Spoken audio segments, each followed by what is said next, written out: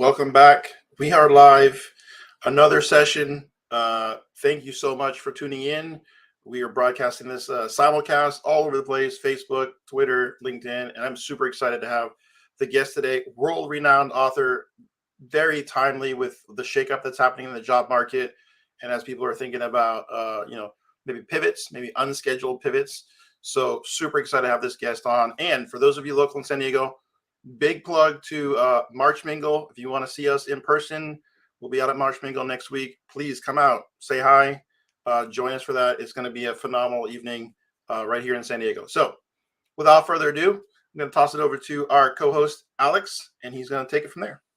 Good afternoon, everybody. My name is Alex Martinez from Creating Coding Careers, where we help aspiring developers transition into ServiceNow and web development roles.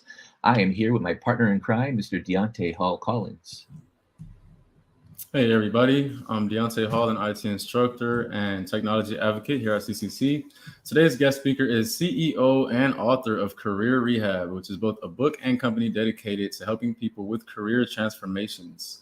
She has been in the tech industry for 17 years, so she knows what she's talking about. She's a certified Scrum Master, and she's a ServiceNow project manager. So she's here today to talk about how to build a personal brand in the ServiceNow space. So please welcome Kanika Tolver. Hey, how you doing? Hey, Kanika. So many people in our audience, they're ServiceNow professionals, or they're aspiring to be so anyways.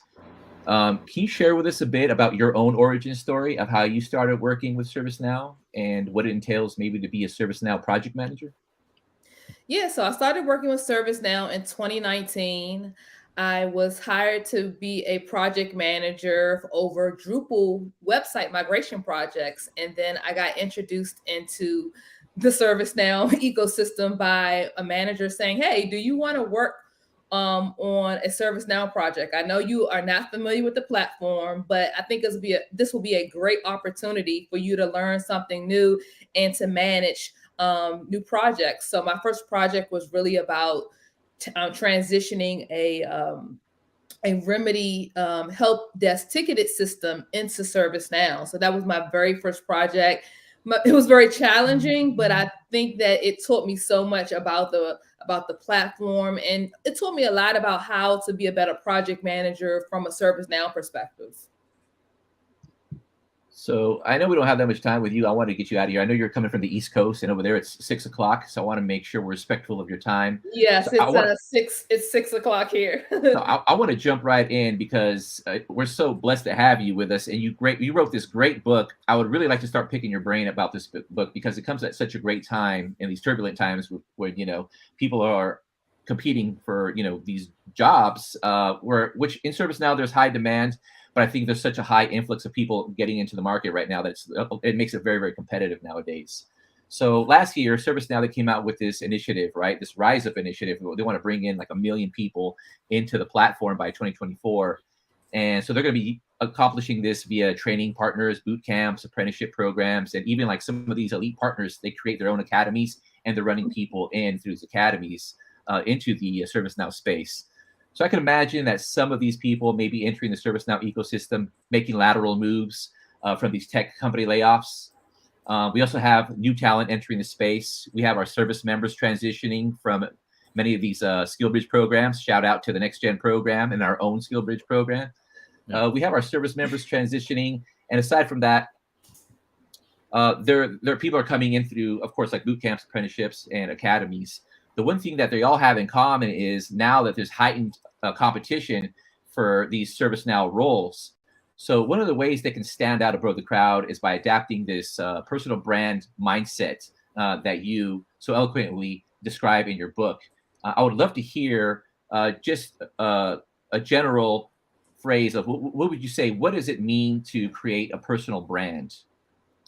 It's a very good question. I think in these uncertain times within the job market, personal brand is not optional; it's a requirement, and I think it's very important for people that are transitioning into the ServiceNow ecosystem. They're new to the industry. They have a lot more challenges than someone that like myself who's been in the industry for well over a decade. So I think the idea of having a personal brand is really about you looking at yourself like a little product not even a little product, a big product.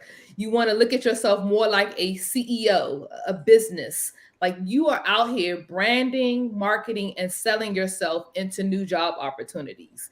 And I think that we need to shift our mindsets during this time from being an employee to being a brand. And I talk a lot about that in my book because I think for so long we've been taught to be a good employee. But now is the best time to be a great career brand for yourself. So this is the time to make sure that in addition to getting the certification, which is just the foundation of having a ServiceNow brand, we need to develop projects. And people hear me talk about this all the time on Twitter and Twitter Spaces, on LinkedIn. Creating your own projects and creating your own portfolio is a great brand identifier. It's going to separate you from everybody else. So I think having a certification in ServiceNow is amazing. Having a great LinkedIn profile that's optimized correctly with the right keywords that is showcasing your skill sets and your knowledge, and having an amazing resume to show people that you are shining as well, because you're going to have to put that on different job board sites, because that's where your brand is. Like when we go to Starbucks, we go order coffee, right? When people put their resume and their LinkedIn profile out there, it's like putting themselves out there on the shelf as a product. So I think it's important that we make sure that we are transitioning into the ServiceNow ecosystem with those are the key factors, right? But if you want to go a little bit beyond, you want to maybe have something a little bit more funky and cool, it would be great to have a YouTube channel, maybe even an ebook, or maybe even showcasing a website, right? That's going to take you beyond the average applicant during this job market. So I'm a little bit older. I was in my 40s when I got into tech, and so I want to wind back when I was graduating from college. You think of, or what I back in my day was, I'm going to go work for this company, right? I'm going to get my first job, and I'm going to work for these people for maybe 10, 15 years, and I'm going to retire. I'm going to be fine just by making sure I'm a good employee. I was taught about this employee mindset. Maybe this is a change in times, and you talk about a completely different mindset you'd be taking. And you talk about like dating employers versus kind of like dedicating your whole life to them. And I love that because I didn't have that. I didn't think of in that way when I was growing up. Can you talk a little about the dangers of adopting an employee mindset and how it's also dangerous to fall into this complacency that a lot of us may have done? Oh, for sure. For sure. I think that, we're seeing it in real time every day on LinkedIn, on the news. We're seeing companies are laying off. And it doesn't mean that these people had an employee mindset. They could have had a branding mindset. It's just that this happened to them due to what's happening in the industry right now within the economy. But there's probably a percentage of people that I've coached and people that I know that got laid off from some of the big tech companies. The feedback that they've given me, like one person has given me, is that, hey, I was too attached to the company brand. I didn't spend enough time developing my own personal brand. I was so happy to be a part of that organization that I forgot about my skill sets. I forgot about making sure that I was leveling up, and getting new training and getting new certifications. I depended on potential promises. And I think a branding mindset is saying that, hey, I'm in a temporary relationship with this job right now because at the time, right now, we're friends with benefits. This is a great job. This is a great organization. There's benefits. But I think when we have a branding mindset, we're always focused on what's in it for us and how can we take that to another career relationship if the company lays us off or if we decide to find a better opportunity. So that's why I think dating jobs is so important. And when I wrote this book, I didn't know that this was going to happen in the economy, right? I wrote this book all of 2019 and the book came out 2020. So I had no clue that this was going to happen. But that's what I think that people should adopt, is a branding mindset moving forward. So as part of the brand mindset, you mentioned about, creating a plan, a blueprint for your life. And so for all of our apprentices, pre-apprentices, people come from the next gen program that are probably getting into tech also for the very first time, what does that look like? What does it mean to create a blueprint? Because ServiceNow in particular is unique, I think, in the fact that you almost have to stay there for at least a year or two to get the feel for what ServiceNow is all about, because it's just so big, right? So vast. And there's so many different paths you could take.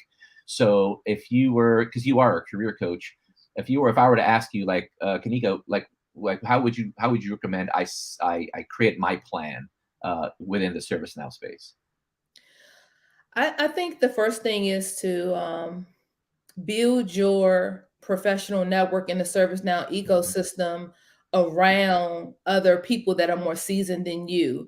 So the first step is to really build a ServiceNow ecosystem, because those are the type of people that's going to be able to help you along your journey. So I always tell people to make sure that you are connecting with other ServiceNow administrators, developers, business analysts, architects, people that also may be in the leadership roles, maybe at the principal level, at the CTO level. I think all of these different levels help us understand where we are and where we're going in that journey. Build your success squad.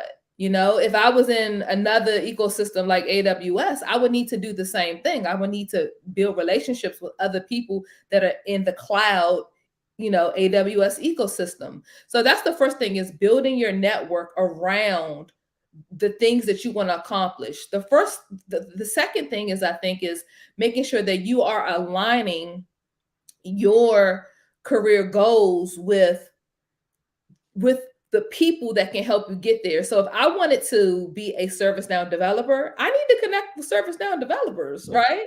If I want to be a ServiceNow system administrator, I need to connect with people that's been in the industry 5 or more years than me. And I need to make sure that I am showcasing my projects and getting feedback, right? Making sure that I'm connecting with them and seeing that they can help me with interview skills, with preparation, with reading over my LinkedIn profile and my resume. I think that's the most important thing, is getting that feedback early, so you don't make so many mistakes along the way when you get out there and you're interviewing and you're scared, you have fear, or you just have a high rate of rejection. If you get that feedback early from your network, it's going to help you along the way. And the next thing is to really make sure that you are creating goals that are easily attainable. I think people are overwhelmed with, especially those that went through Next Gen or went through Code Differently or went through other programs. I'm not aware of all of the programs that are out there, or even y'all's program. I think people are overwhelmed with the information that they obtain through those programs. And the one thing that my sister has gone through the Next Gen program, and the one thing that I have cautioned her to do is to go back and redo the projects, go back and look at the material, go back and look at the information. It was squeezed into such a short period of time. And I think that we're going through the motion to complete our assignments, but did we really understand? Did we really comprehend? Did we really know why we was building that portal, why we was building that application, why we was creating those different workflows? Did we really understand why? So that's another thing that I think people should do. Absolutely. So I also want to mention, so your book, I love the part of your book where you talk about set some time up for yourself. So obviously you want to give your employer 110%, but don't forget about your own skill set. Like you're saying, just because you have the cert, the cert is one thing, but you also want to show people that you could do what the cert says that you can do. I think that's what you're talking about, right? And yeah, the certification is, I'm kind of like an old school OG, and because I've been in the tech industry since 2005. So of course I'm telling my age here, but certifications are another way to say that you were able to study and pass an exam. But did you really understand why? Do you really understand why the answer is A, B, C? Do you really understand? Exactly. So I think sometimes we have to make sure that in addition to getting certified, that we are certifying our comprehension skills, that we're certifying our analysis skills, and we are understanding why are they asking us these questions, and how are they going to relate to when I get a job and I have to be in a real life example of creating a project in ServiceNow. And you mentioned it's not just important to get the cert, get the skills, but you kind of have to show off a little bit, right? So in your book, you also mentioned about, you got to use these social media platforms, show everybody the project that you just built. And I think you even mentioned, try to be an expert at your craft, and then show people that you're the expert by maybe leading some YouTube tutorials, or having some type of LinkedIn live session where you're answering questions about a topic. Did I read that correct in your book? Is that what you're telling people they should be doing also? Yeah, I think that social media is such a great place to be in this time. I was just telling somebody yesterday, excuse me, that I can't believe that I survived a career era where there was no free training programs like Next Gen. Yeah. I survived an era when there was no, there was MySpace, but there was not all of these amazing social media platforms where you could showcase your talent. All I had was like a resume, a college resume, and I pretty much had to go to job fairs. I think that this is a great opportunity that you can do so many things utilizing social media. It can be used for good or it can be used for bad, right? And this is an amazing opportunity that you could do whatever you want when it comes to creating your personal brand. There's no limitations in tech on how you develop a personal brand. It's just you finding your own little niche. And I think people are not seeing the big picture because they're caught up in just trying to retain the information and understand and learn the information. I had tweeted out the other day that, tech skills without the personal brand aspect, it just don't shine the same. Yeah. It just don't shine bright.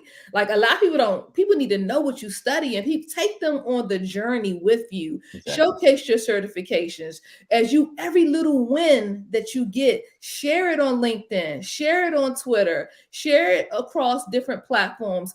Take people along the journey with you. The mistake that most people are making is that they're going through boot camps, they're going through training programs, they're studying in silence.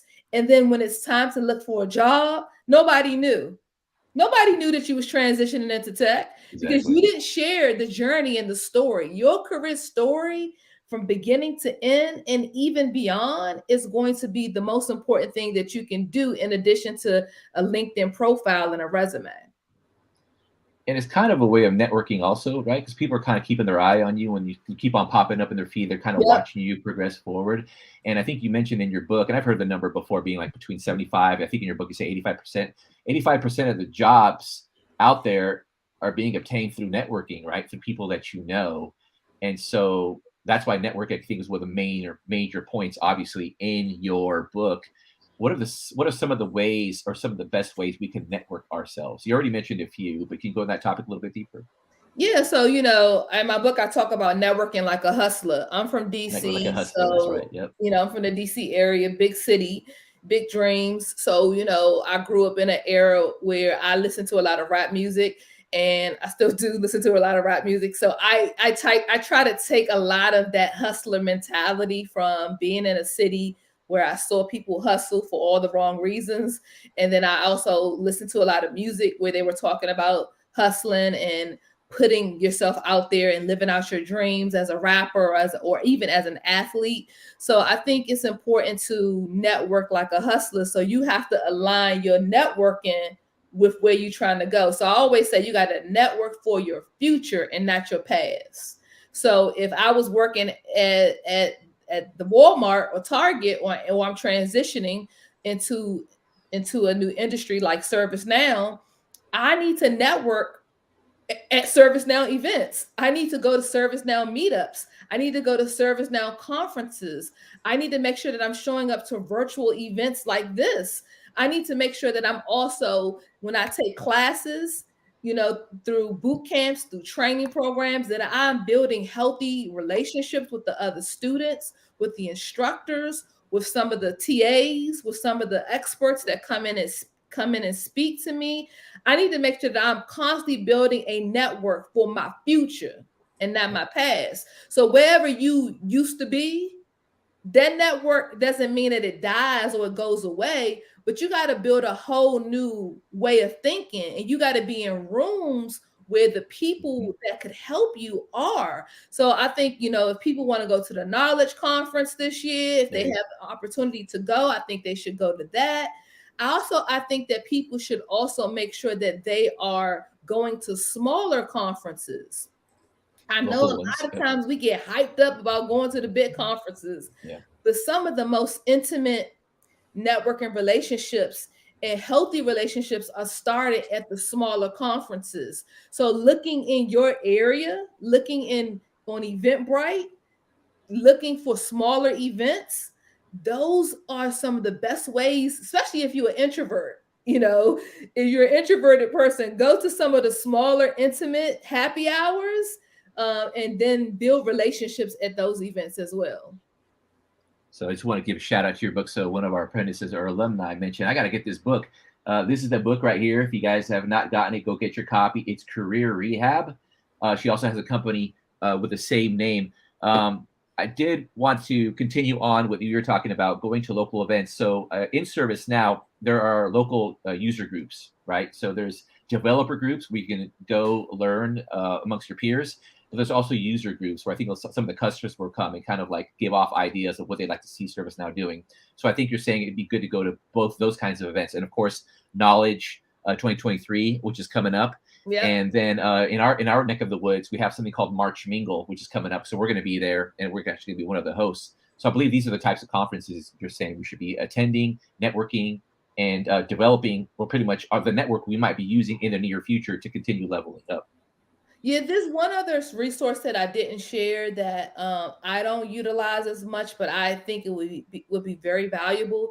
There is if you go to the ServiceNow website and you log into your account, there is actually a place where you can actually go into a forum section where there's forums and there's conversations taking place with some of the most amazing ServiceNow rock stars within the ecosystem. They post a lot of content in these forums.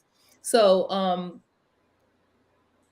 I don't think people are utilizing that as much. I think some of the ServiceNow MVPs, the most valuable players and developers that have been in the ecosystem for over a decade, they're going in there. But that's where I would go as a newbie, because then I could connect with them.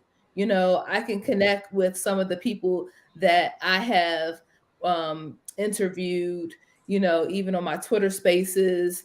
And I think that that's an amazing place to be, even though it seems like they so far ahead of you.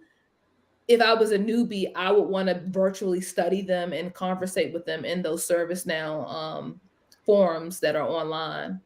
And there's platforms also like Discord. So somebody's running, I think it's Mr. Woodruff is running a Discord group, right, where they talk about nothing but ServiceNow. And like you said, when you go in there, you're amazed at all the people that are in there. These are the MVPs that you're hearing about on LinkedIn. They're all in there and they're talking amongst each other and with all the newcomers, which is amazing. So definitely check out the Discord group for ServiceNow. Yes, for sure. So one of the things in your book that I love is when you talk about, your employer as a date, right? You're dating employers. And I think what that means is there's a beginning and there's end. There's a time where you might part ways with this employer. So I'd like to know, when do you think it's time for you to start maybe looking for that next opportunity? And I wonder if it's once you've soaked up all the knowledge that you can, or maybe the environment might be a little toxic for you. These might be obvious times for you to go ahead and look for that next opportunity. What other reasons or what should we be looking out for when it's time to transition into the next opportunity? That's a very good question, because career relationships, they're going to end. Career heartbreaks are going to happen. There are going to be times where you are in a career relationship that is not, useful for you to be in. It could be a toxic work environment. It could be you have been discriminated against. It could also be that you actually just don't like what you're doing, and I think that that's another thing we don't talk about. We think that we need to stay in a job and be happy and be validated and say, oh, I got a job in tech. But sometimes you get jobs in tech where the management isn't really, really good. You're not getting the support that you need. The projects or the utilization of your skill sets are not being valued. You don't feel like you're utilizing, you're not growing, you're not doing much. There's times where, another job comes along in your DMs and you go on an interview and it's an amazing opportunity that you need to take. You need to break up with that job and move on to another job, right? Because remember, the job is friends with benefits. We're here to secure the bag. We're here to get money. We are here to take care of our families. So if there's another opportunity that presents itself where you feel like you understand that you could do that job and you can succeed, you need to entertain every opportunity that comes in your DMs, whether you've been at a job for 3 months, whether you've been at a job for 3 years. I think it's important to never leave money on the table, but it's also important to not build those relationships with recruiters, because we don't know when we may need another job. We don't know if we go on a job interview and it's not a good fit, they could come back around and reach back out to us for another opportunity. So I think it's important to make sure that we are keeping our eyes and ears open to all opportunities, and to understand that there may be a time when you get laid off during this particular, this time that we're dealing with the job market. So career relationships can end in so many different scenarios, but the most important thing is that if you are really building yourself as a brand in the ServiceNow ecosystem, you should be able to bounce back. If you have been stagnant on your skills and you've been slacking and you just got that certificate and you haven't been really being in your IDP, in your individual development instance, then it's like, what have we been doing? We went through this big boot camp, we got the certification, but we stopped. That's when we need to get back and start to say, you know what, I need to do what's best for my brand. And so what I'm hearing is, especially in these turbulent times, the best way to bounce back is to make sure your network is there, like people in the industry, you know where to go if something should happen, but also that your skills, you're leveled up in your skills. You're never letting those go to the wayside. You're constantly getting that next cert, or you're keeping abreast of what's going on in the industry. I did have a couple of questions from the crowd. Is that okay? Kanika, I know we're running out of time. I want to make sure. No, let's keep going. Let's keep going, Alex. Let me, so this is Anna Davis. This is one of our apprentices currently going through our program. Anna's asking, what are some of the best and most effective ways that you think one can widely distribute their resume? So what is the best way to get your resume out there? I think is your question. Yeah. Very, very good question. One of the best ways to get your resume out there, so I'm gonna walk through a couple different scenarios, a couple of different use cases on how to distribute your resume. Your resume is not built or created or written for you to just hold it to yourself, like to just save it on your computer, right? Like It's so important to make sure like we're distributing it in multiple different places. So one place is to make sure that it is on all the most popular job board sites. So all the most popular job board websites would include LinkedIn, Indeed. You can put it on ZipRecruiter if you want to. Dice and some of these other places, they can be a little spammy, so be careful with some of the other job board websites. That's the first place you want to make sure that your profile on all the most popular job board sites are searchable, and you are not always keeping your profile on private. I know people say, well, I got a job, I don't want my job to know. If your job laid you off today, then it wouldn't tell you that until they laid you off. Exactly. So keep it on private. Keep it on public. Yes. Keep it on public at all times. I keep everything on public. I at the end of the day, like, I have to protect my brand and protect myself, and companies have to protect themselves. The second way to put your resume out there is to make sure that you are showing up to virtual job fairs and you are showing up to in-person job fairs. All right. Outside is back open. Okay, so we need to be making sure that we are looking for job fairs within our city, within our area. So that means going back to in-person job fairs and searching for that through Google, searching for that through Eventbrite, and making sure that we are showing up to job fairs. And we're also attending virtual job fairs.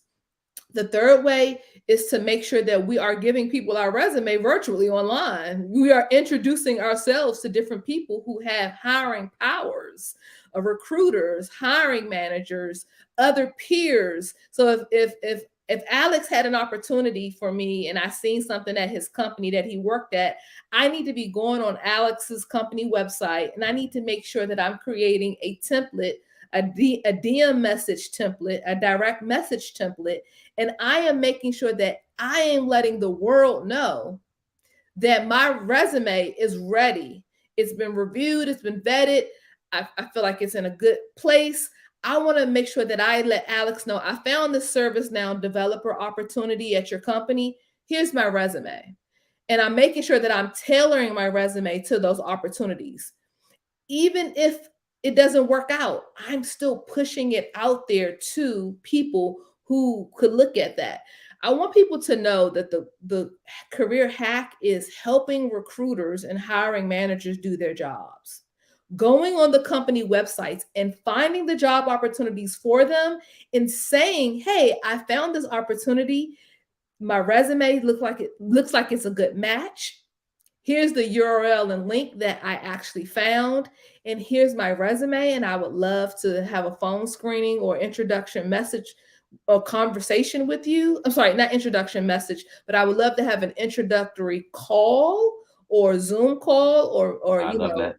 I think we have to understand that they get an influx of resumes right now, right? Yeah. But if they don't have to search for you and you searching for them, it makes it a little bit more easier. And I don't know if I heard this on a podcast that you were talking about, or maybe it was also in your book, but you said like almost on a weekly basis, you're constantly looking through, ZipRecruiter or LinkedIn for, jobs. And I'm assuming, I might be wrong, but I'm thinking you're trying to get a pulse of what the market's looking for. Maybe that's why you're doing it. And I'm not sure if that's what it was. I'm not actually looking for a job, but I'm looking at job descriptions. There you go. Because I really want to also stay in the know of what's going on. So what I do is I look at job description as like the cheat code to the interview. Yeah. The cheat code to the conversation with the hiring manager or the recruiter. It's also a way for me to understand, what am I missing in my LinkedIn profile? What am I missing in my resume? What am I missing in the skill sets that I haven't even acquired or learned? It's letting me know what's really happening. So I think it's important to read job descriptions are like my best friend. I like to read them just to say, okay, Kanika, I know you've been slacking, but this is what they're putting constantly. Every time I read another job description for project managers, this is a new skill set. This is a new tool or application that you don't know. You need to get up off your butt. You need to go on Udemy and take a course, or you need to go and download that application and play around with it. So for me, I always want to stay in the know. And AI, that's a whole nother conversation about how we're going to integrate that into our careers. I have my mindset on and my thoughts on that as well, about everybody's going AI crazy right now. Oh yeah. Over here as well. Oh yeah, that's all we're talking about nowadays. We're using it to build a lot of cool stuff. Actually, we'll be featuring that, I guess, pretty soon. Are you okay? We have a couple questions that keep coming in. I want to be respectful of your time. Yeah, go ahead. Are you sure? I have enough time tonight. Okay. Sure. So we have this is one of our apprentices as well. I'm sorry I'm covering you. I'll try to get this read real quick. Good evening, Kanika. What do you think are the biggest challenges people face when they're trying to sell themselves to employers? Any advice to give to everybody? Thank you very much for your time. The biggest issue is that people are scared to brag on themselves. They're scared to have this level of intellectual swag, I like to call it, is that they're scared to go into interviews in a confident way. They feel like that the things that they accomplished in the past don't match up with their future. That's one of the biggest things that I see, is that people don't really, they're scared to talk about their transferable skills because they feel like they're breaking into a whole nother industry, and the things that they did or the things that they accomplished don't fit into where they're trying to go, number one. So I think it's important to really brag about, what did I accomplish in my past career, and how does it match up with the ServiceNow ecosystem, and how could I better add value to this organization? Number two, I think people are really not showcasing who they are in their job interviews. We all know that we're there to have these tech skills, and we're there to like have a ServiceNow certification and projects. But one thing that employers are also looking for, they are looking for a behavioral fit. They're looking for, can you fit into this organization? Are you collaborative? Are you a good communicator? Showcasing who you are. Who are you outside of being a ServiceNow system administrator, right?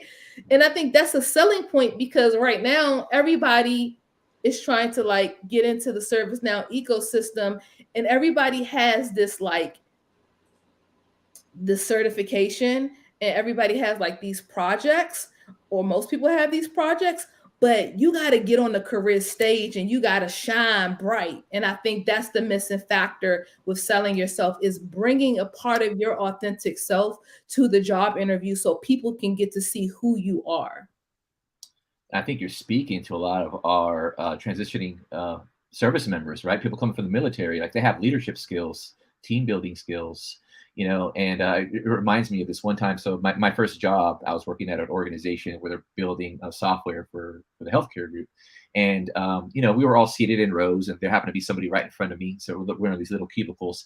The guy sitting right across from me was a project manager. And so I asked a little bit about him, you know, how's he doing? And he's like, yeah, you know, I just got this role. I'm coming out of the military. And, you know, we had lunch one day. He told me how much he was making. I'm like, wow, that's fantastic. like, what kind of experience do you have in tech? He's like, well, none. I'm just coming out of the military. And I'm like, those soft skills really brought him through, like that they really matter, right? Yeah. And even sometimes more so than some of the other skills, because that could be taught, right? The rest of it could be taught. If you have those soft skills, if they like you and they see that, you know, you bring the aspects of the job that they're looking for, everything else that's actually tech, well, they could teach you that over a matter of months. For sure, right? for And sure. so, I totally agree with you. I do have a few more questions, and they keep coming in, but let's see. So let's see. I have here Donald Jones is one of our apprentices as well. Good afternoon, Kanika. What advice would you have for someone getting their mindset ready for an upcoming job interview in the tech industry? Okay, good question. So preparation is the first thing, right? I think it's important. Your mindset sometimes and getting scared about job interviews is because you haven't prepared. So I think working with someone that's more seasoned in the industry would definitely be an amazing opportunity for you to prepare. Preparation, it decreases your anxiety. It decreases your imposter syndrome a little bit if you have that. I think also making sure that you're recording yourself on Zoom. And if you have a video interview, that you are making sure that you are looking back at yourself and seeing what you did and what you did right and what you did wrong, right? And then making sure that you go back and it's like rinse and repeat. It's like, I'm getting ready for this video career stage. How can I make sure that I'm shining? How can I make sure that I'm articulating my experience? How can I speak without saying even though I say a lot myself. But there's just so many different ways. Another thing that I tell people is to make sure that you are, when you do a phone screening, that you're standing up and you're smiling when you're talking to them. Because when you stand up and smile, people are getting to really hear your energy come through and shine bright through that interview, through that conversation, through that interview. I think sometimes when we're sitting, we don't speak sometimes as clearly. We may sound quiet, we may sound tired, we may sound less enthusiastic. So those are a few things that you can do to prepare. And I don't know if I heard it from you, or it might have been somebody else, but someone said, yeah, you know, I practice interviewing because, you know, job searching is a job. You did say that, and that struck a chord with me. That's true. Job searching is a job. So you got to practice it, right? You got to put the effort into it. And one of our guest speakers in the past, I think they said, sometimes I'll just apply to jobs for the practice. Now, I'm not saying to do that, but I think mock interviews kind of fill that space, right? It's like get someone to mock interview, get someone you can like bounce your. I think going on skills job against. interviews for practice is important too. You Like, do? Yeah. job I thought interviews. it was genius. So I'm like, wow, that makes a lot of sense. Like it's like speed dating, right? Like, yeah. I want to go on as many job interviews as I possibly can, so I'll never lose sight of my job interview skills. Some people haven't went on a job interview in 10 years because they were laid off, or some people basically, had a really, really great opportunity and they stayed there for a long period of time, so they needed to brush up on their skills. But if every time a recruiter was in their DMs and they asked them to do a phone screening, they would automatically know how to like kill it. They would know how to go to the next phase and the next phase within the interview process. So no, I think that job interviews is definitely something that you should do regularly. And listening to you talk about job interviews reminds me of something else that you mentioned. And this was, not only do you want to apply for a job, but you also want, that's like step one. There's more steps along the way when you're applying for a job. What you actually do is you actually go and you ask for a phone screen. You find out, well, who's the person who's hiring? Like, who's the job hiring manager? I'm going to reach out to that person. I think you use via LinkedIn. And then I'm going to introduce myself to them directly, send them my resume. And I'm asking you to ask them for an informational type of interview. And I thought that was genius also, right? Because you're going above and beyond just pushing out, applications to these companies. You're going deeper. I think, having a job search strategy is important when you're applying to jobs, because I know a lot of people, they're like pushing out applications through just the easy apply. So I think it's important to like make sure that you are doing a couple different things. You are creating a job search strategy schedule, and you're saying, okay, when I apply to jobs, what days of the weeks am I going to apply to jobs specifically on a certain platform? So Monday, I may only do LinkedIn. Tuesday, I may do Indeed. Wednesday, I may actually go to company jobs websites, and I may actually create profiles on the company websites and submit my resume directly to the company. Thursday may be my pitch day. My pitch day could be, that's the day that I'm going to be DM recruiters. I'm going to connect with people in the ServiceNow ecosystem. I'm going to do virtual coffee chats. I think just making sure that you structure it and you don't just be all over the place, you may feel more accomplished, and you may feel like you can assess what's working well and what's not working so well for you. We got somebody asking for your book again, so I'm going to post it one more time. Manly, I'm hearing you right here, buddy. So I'm going to. You can order Career Rehab at Amazon. So I put the link in here. I know it's hard. It doesn't look like an Amazon link, but that is an Amazon link that'll take you right to that. It's like a link shortener. And this is what the book looks like, guys. Career Rehab. So make sure you get yourself a copy. I did have a couple of one more question from the audience, if that's okay with you. I know we're pressed for time. Go ahead. So this is Mish Mills, and Mish Mills is asking, it's hard as a next-gen student to try and give technology experiences if we are new to technology. Have you got any tips? It's hard as a next-gen to try to give technology experiences if you are new to technology. Okay.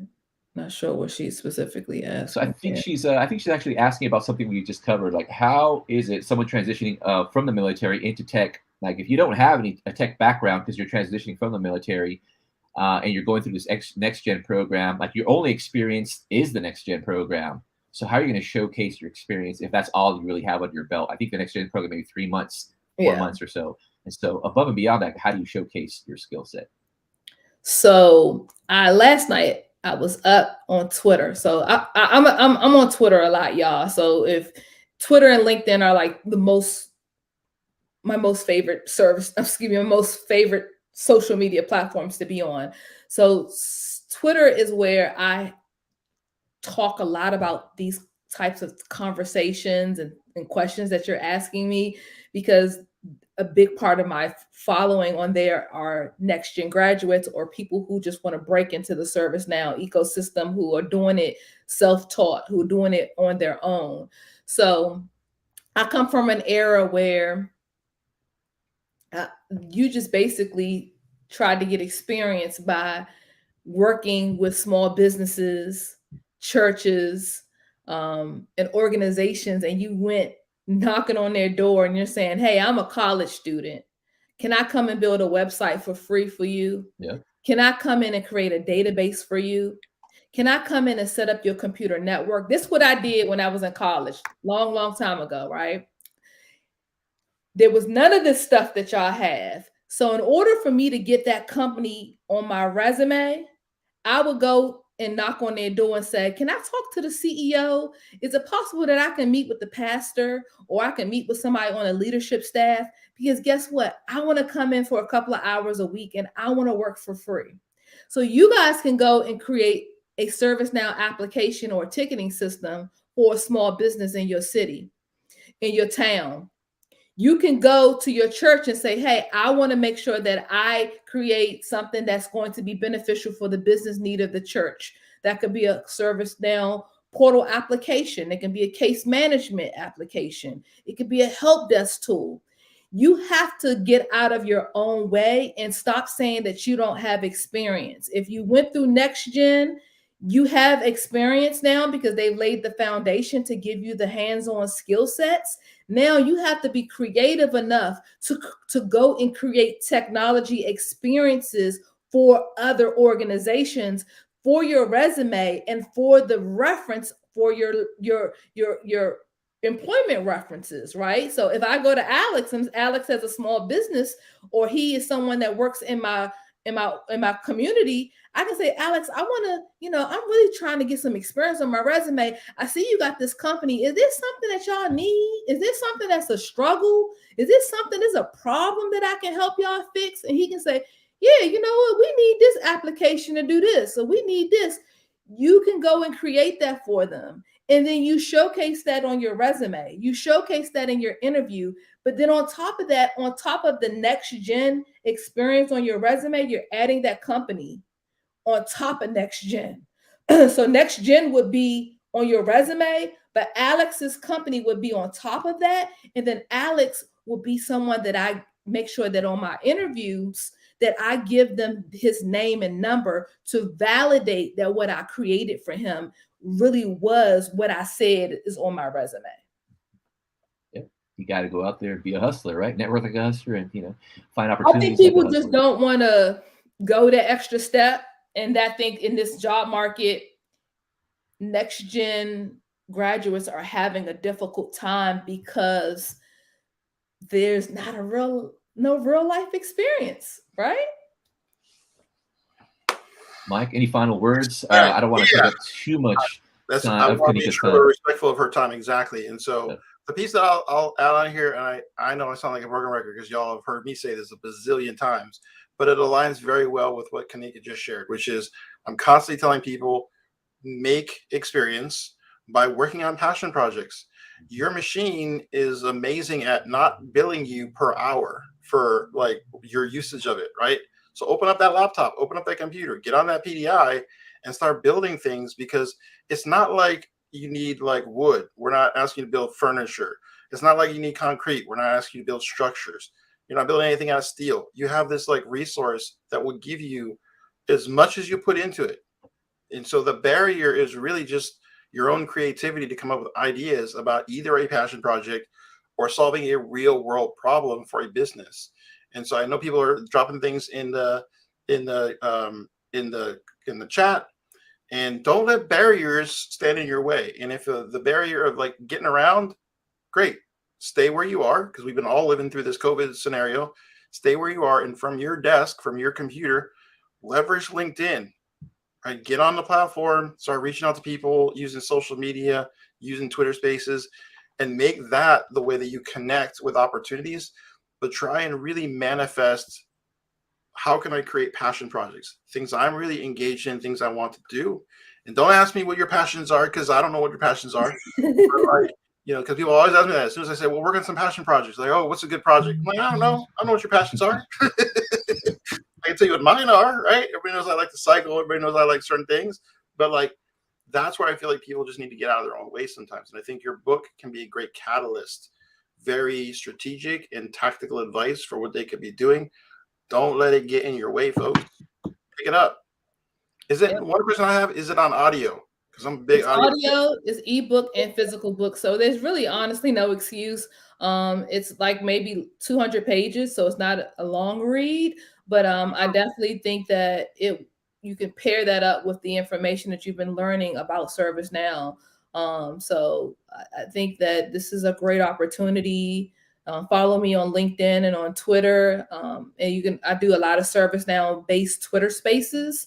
So you definitely can go back and listen to recordings, but I don't think that Michael hasn't told you anything that I haven't already said. I just think people they think that they're going to go through a program. And they think that that's it. They think that it's the learning, and they think they're just going to get a job, and they think that that's it. And it's the more you learn and the more you earn in this industry. And I think that people don't understand that. I've been in the industry for a long time, and I'm constantly learning. I'm constantly Googling. I'm constantly taking courses, and I'm still I don't know everything, y'all. So I think it's important to, like you say, lean into your passionate projects and go create them. And you're going to have a better chance of getting a job offer that way. Absolutely. That and network. If you do passion projects and you just get out there and you put yourself in the rooms where there's other people doing amazing things and even not so amazing things, just normal things, those will create those opportunities for you to connect with the right people and get those opportunities. So, Yeah. Passionate projects. I feel like people don't know that people will put on a passionate person. They will put them onto an opportunity. They will advocate for them. They will vouch for them. But I personally would put on somebody that says, Kanika, I created like 2 or 3 passionate projects. Here's everything. I've got it all together. I would feel more inclined to say, you know what, you're ready. But the people that are not doing the passionate projects, some employers don't feel like they're ready. Yeah. That's honestly what's happening. Yeah. Thank you so much for gracing us with your time. Yeah, thank you. Thank you so much, James. Yeah. You didn't even say nothing. You said you come at the end. I couldn't. I tried to find my way in. Sometimes Alex is just locked in. He's just he was a missile. I try to give you guys space there, man. But I really have so much time with Kanika. I want to make sure I was able to pick your brain as much as we could today. Thank you so much, Kanika. I really appreciate it. All right. Thank you. Have a great Till next week, everybody. Bye. Bye.